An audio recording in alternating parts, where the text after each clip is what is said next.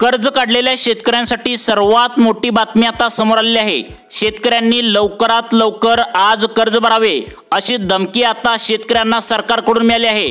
त्यामुळे शेतकऱ्यांनो, नेमकं तुम्हाला काय करायचंय, कसं सावध व्हायचंय, नेमकं काय घडलंय, धमकी कोणी दिली, कशी काळजी घ्यायची नक्की बघा। नमस्कार शेतकरी मित्रांनो, सरकार एवढं पण खालच्या पातळीवर जाऊन शेतकऱ्यांचे एवढे हाल करील असं आज तागायत तरी घडलं नव्हतं। परंतु शेतकरी मित्रांनो, यामध्ये शेतकऱ्यांना काडीची सुद्धा सरकार आता किंमत देणं झालंय। शेतकऱ्यांसमोर भलं मोठं टेन्शन आता आलं आहे की नेमकं आता काय करावं, शेतकऱ्यांना कळायचं बंद झालंय।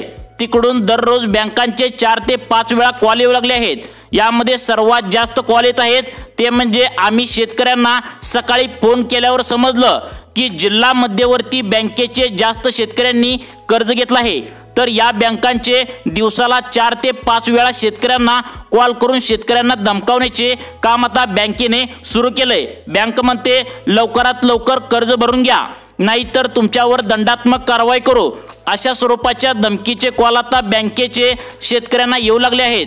शेतकऱ्यांना आता काहीच उत्तर देता येणं झालंय। वरिष्ठ नेत्यांना पत्रकार जेव्हा विचारतात तेव्हा सत्तेमध्ये आलेले अजितदादा पवार तर तुम्ही न्यूजमध्ये बघितलाच असणार, कसं उडवाउडवीची आता उत्तरे देऊ लागले। सरकारला शेतकऱ्यांबद्दल काहीच काळजी उरलेली नाही। मग आता शेतकरी मित्रांनो, पुढची रणनीती काय असणार, तुम्ही नेमकं आता काय करायचं आहे? बँकाचे तर तुम्हाला कॉलवर कॉल येऊ लागलेत, तुम्ही आता खूप घाबरला आहात। नेमकं सरकार कर्ज माफ करते का, फक्त आश्वासनच देतंय? अजितदादांचं म्हणणं काय आहे? आपल्या राज्याचे मुख्यमंत्री देवेंद्र फडणवीसांचं म्हणणं काय?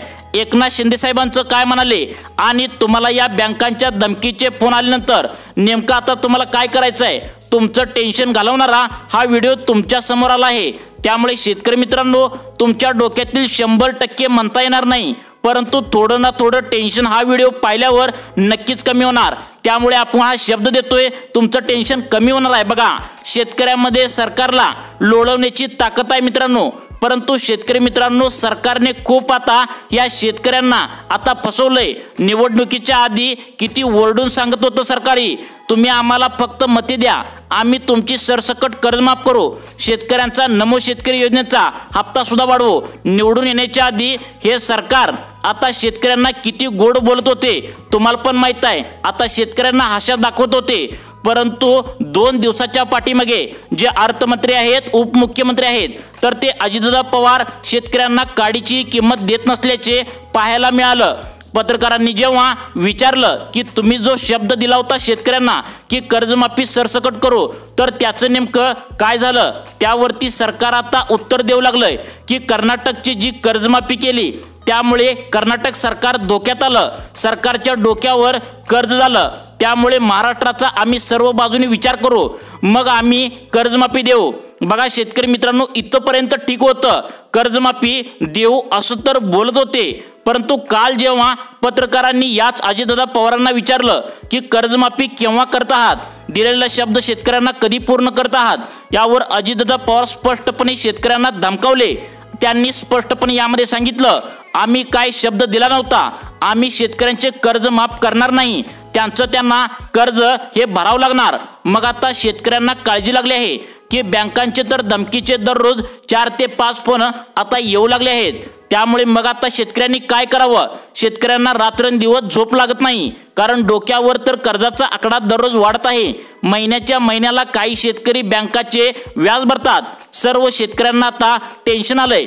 त्यामुळे शेतकरी मित्रांनो, बँकांना कसे सामोरे जायचं याबद्दल बँकांच्या मॅनेजर कडून, म्हणजेच रिटायरमेंट झालेले जे मॅनेजर असतात, आम्ही ही माहिती घेतली आहे त्यांच्याकडून। जे रिटायरमेंट बँकेचे मॅनेजर आहेत त्यांच्याकडून कर्ज काढलेल्या शेतकऱ्यांसाठी काही टिप्स यामध्ये सांगितले आहेत।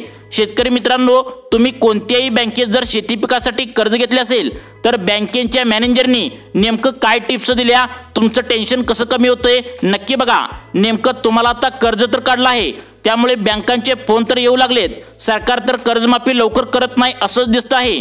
तर यावर नेमका मार्ग कोणता काढावा आणि नेमकं काय करावं, बँकांच्या आलेल्या धमकीच्या फोनला कसं हाताळावं, याचीच माहिती आता आपण एका स्वतः रिटायरमेंट झालेले एक वयस्कर बँकेतील अनुभवी लोक आहेत तर त्यांच्याकडून महत्त्वाची टिप्स घेतली आहे।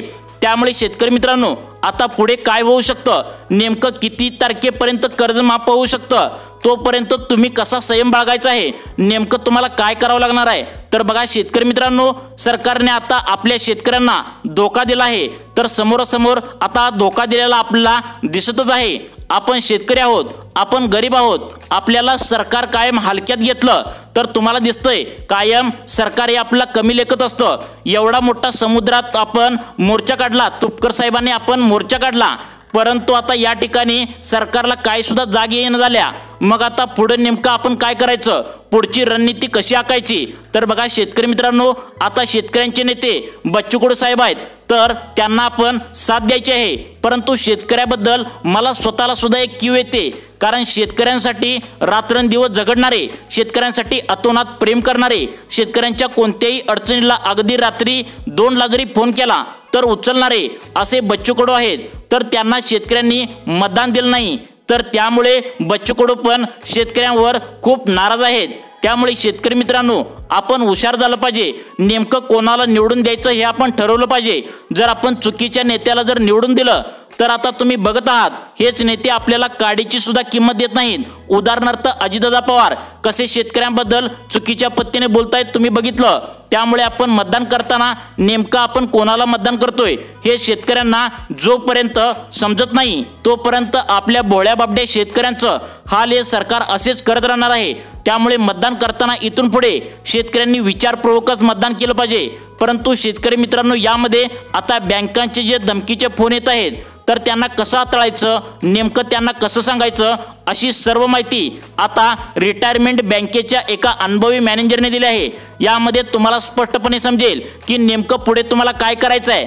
आता याबद्दल मुख्यमंत्री साहेब नेमकं काय म्हणाले, त्यांनी काय दिलासा दिलेला आहे, अजित पवार आणि काय म्हणलेत, एकनाथ शिंदे काय म्हणालेत, कर्जमाफी किती तारखेपर्यंत होऊ शकते, याबद्दलची माहिती आता आपण या ठिकाणी पाहूया। त्यामुळे शेतकरी मित्रांनो, तुम्ही कर्ज कोणत्याही बँकेतून जर घेतला असेल तर हा व्हिडिओ लक्षपूर्वक बघा। उपमुख्यमंत्री अजितदादा पवार यांनी ठणकावून सांगितलंय की शेतकऱ्यांनी कर्ज भरा, तुम्ही कर्ज भरा, तुम्ही तुमचं कर्ज जी काय असेल ते काढले तर ते भरा, पीक कर्ज सरकार भरणार नाही असं बघा काय सांगितलंय। पीक कर्ज सरकार भरणार नाही, सगळे सोंग करता येतात पण पैशांचं सोंग करता येत नाही, अशा पद्धतीचं ठणकावून उत्तर अजितदादा पवार यांनी सांगितल्यानंतर शेतकऱ्यांना पुढे प्रश्न निर्माण झालाय की नेमकं आता काय करायचं। तर निवडणुकीच्या आधी याच सरकारने आता जाहीरनाम्यात त्या ठिकाणी 3 लाख रुपये कर्जमाफी आणि नियमित भरणाऱ्याला 50,000 रुपये अनुदान देण्याची घोषणा केली होती। त्याच्यामुळे हे बघून महायुतीने आता त्यांच्या मॅनिफेस्टो या सरसकट कर्जमाफीचा नारा सुद्धा दिला होता।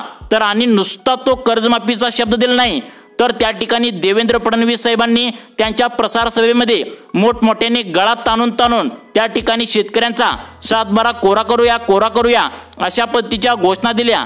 त्यामुळे मोठ्या प्रमाणात मतदान शेतकऱ्यांनी आता या महायुती सरकारला निवडून दिलं आहे। निवडून आल्यानंतर हिवाळी अधिवेशन झालं, त्या हिवाळी अधिवेशन त्या ठिकाणी शेतकऱ्यांना अपेक्षा होती की आता आपलं सरकार निवडून दिलेलं आहे, त्यामुळे आपलं सरकार आता आपली कर्जमाफी करेल, परंतु त्या ठिकाणी कर्जमाफी झाली नाही। त्याच्यामध्ये देवेंद्र फडणवीस साहेबांनी ते अधिवेशन झाल्यानंतर स्पष्टपणे सांगितलं की आम्ही कर्जमाफी करणारच आहोत, आम्ही कर्जमाफी देणारच आहोत, आम्ही आमच्या शब्दाला बांधील आहोत। ठीक आहे, हे झालं मित्रांनो। त्यानंतरची घटना अशी झाली की अजितदादा पवारांनी हा विषय धुडकावून लावला की माझ्या भाषणामध्ये मी बोललेलोच नाही आणि आम्ही कर्जमाफी करणारच नाही। तर शेतकरी मित्रांना या ठिकाणी एक गोष्ट लक्षात ठेवा, हे सरकार काय करायचे करू द्या, किती फसवायचे ते फसवू द्या, आपण आपलं काम करत राहायचं। बच्चू कडू साहेबांनी शब्द दिला आहे की शेतकऱ्यांचा मोठा मोर्चा आपण काढूया, त्या मोर्चामध्ये सर्व शेतकऱ्यांनी सहभागी व्हायचं आणि ह्या जे सरकार आहे तर या सरकारला आपल्या ताकद दाखवून द्यायची, आपली हिंमत दाखवून द्यायची। आता राहिला प्रश्न बँकांचा, तर बँकांचा फोन आल्यानंतर तुम्ही एक काम करायचं आहे, त्यांना स्पष्टपणे देवेंद्र फडणवीस असतील, एकनाथ शिंदे असतील, या सरकारने जी घोषणाची कर्जमाफीची घोषणा केली आहे तर ती क्लिप्स म्हणजेच तो व्हिडिओ दाखवायचा आहे। त्यांना सांगायचं स्पष्टपणे की बघा, तुम्ही रात्रंदिवस जरी आम्हाला फोन लावला, 100 जरी दिवसातून तुम्ही कॉल केले तर आमच्याकडे पैसे हे शिल्लक नाहीत, आम्ही कर्ज भरणारच नाही। तुम्हाला काय करायचे ते तुम्ही करू शकता, तेवढं तुम्ही काय करायचे तुमच्या पद्धतीने प्रयत्न करा, परंतु आम्ही कर्ज भरणार नाही, कर्ज हे सरकारकडूनच तुम्हाला येणार आहे। त्यामुळे तुम्ही कितीही धमक्या दिला तर त्या धमक्यांना आम्ही अजिबात घाबरणार नाही। सरकार हे कर्ज तुमचं भरणार आहे, परंतु त्यासाठी थोडा वेळ लागेल असं तुम्ही बँकांना सांगायचं आहे। तर शेतकरी मित्रांनो, तुम्हाला अशाच प्रकारच्या दररोज व्हिडिओ पाहण्यासाठी आमच्या लाईफ चेंज मोटिवेशन या योजना चॅनलला नक्की सबस्क्राईब करून ठेवा। धन्यवाद।